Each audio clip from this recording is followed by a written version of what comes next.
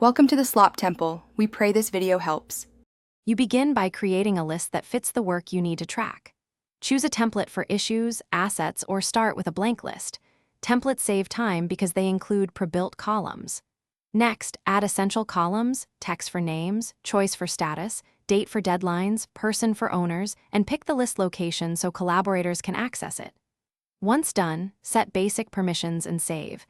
This ensures the right people can view or edit immediately. Now customize the middle of the workflow where lists becomes powerful.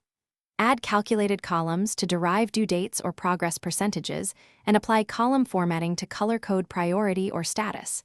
This makes rows scannable.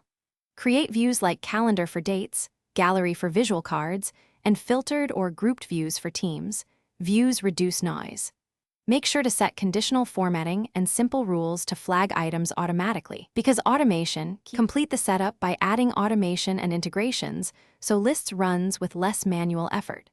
Use Power Automate to notify owners, create approval flows, or move items between lists. These automations save time and enforce process. Connect the list into Teams channels or SharePoint pages for easy access, and export to Excel or Power Apps if you need custom forms. If something breaks, test with sample items and then check permissions first. Most visibility problems.